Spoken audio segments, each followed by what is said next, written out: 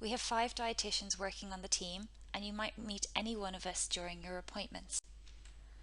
So most people who come to the service have an experience of going on diets, and this might be a familiar cycle for many of you.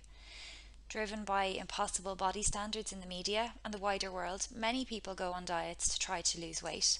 But often they then find that these diets aren't tailored to them. They're very general or they're too strict, and they can just be too much. And as a result, we start to feel deprived or get cravings because our body isn't getting enough good nutrition. This is what makes them unsustainable. So then we break the diet and often feel very bad about that, and it undermines our confidence to manage weight. So here we try to think about food and weight in more helpful ways and try to move away from dieting.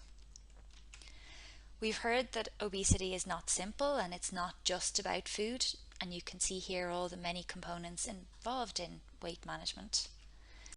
You've also heard about best weight already, and we know that we can diet ourselves down to a low weight, but there comes a point where we can't eat less or exercise more and still like our lives or be physically and mentally healthy.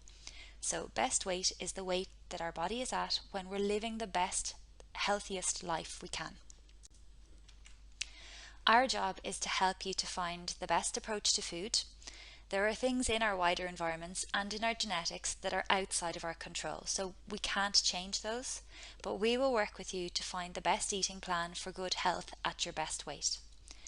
We'll look at managing weight in the longer term, and we'll work with you to find an eating plan that's realistic and sustainable. So we're trying to move away from the problems we talked about in that first cycle of dieting. There are things in the wider environment that we can't control, but building skills to manage the bits we have influence over can help. This is what we call skill power, not willpower. So what does that mean? Instead of relying on willpower, we will support you and work with you to set realistic goals around food, to practice trying new ways of eating, and rather than having a black and white approach to things, creating options. When things don't go according to plan, we'll work with you to develop skills on how to problem solve around that. We will also work with you on keeping records of your eating as a guide for you to learn from and developing a support system around you.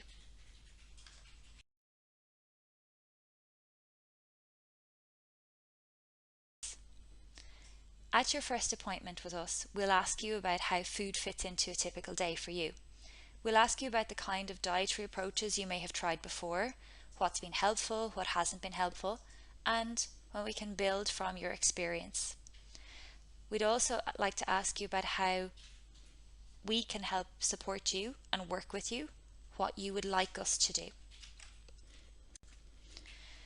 So during your time at the clinic working towards best weight, we'll be trying to find the best way of eating for you. There isn't any one size fits all, and there is no magic diet, and this makes sense given how complex obesity is.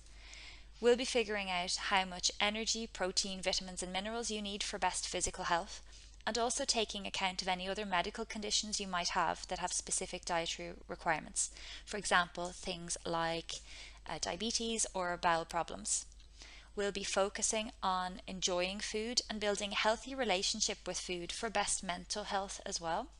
And thinking about longer term weight management, we'll be figuring out how to best eat and plan meals and snacks that work with your appetite and your body clock. So from a practical point of view, any plans that we make will take into account your food likes and dislikes, what fits in at home, and how much time you might have available for cooking, your own cooking skills and budgetary constraints as well. So recently we asked some people who had completed the program what had changed. They told us that they had the skills to manage weight without dieting. They felt they were managing hunger better across the day and eating more stably. They also said that they were eating more fruit and vegetables and smaller portions of high-calorie foods. So these are the kind of changes you could expect. If we've said anything this afternoon that struck a chord and there are things you'd like to and can change now, you don't have to wait until you come to the clinic. Some examples might be setting times for eating, including more fibre, reducing some of those higher calorie snacks that are available in your home, and more mindful eating, maybe adding more protein or doing some batch cooking. For some of you, none of these things will apply, and that's fine. There isn't a one size fits all. We mentioned self-monitoring or tracking what we do earlier. There are lots of options for this, but with food it often involves keeping a food diary or a food tracker. This is going to be one of the first things we ask you to do from today. We don't do one-size-fits-all diet sheets, so in order to develop an individualised plan with you, we'd like to know more about where food fits in for you. And the starting point for that is finding out how you eat and drink and think about food right now. So we're going to ask you to keep a 10-day food diary that includes both food and feelings. We'd ask you to generally eat as you normally do for this.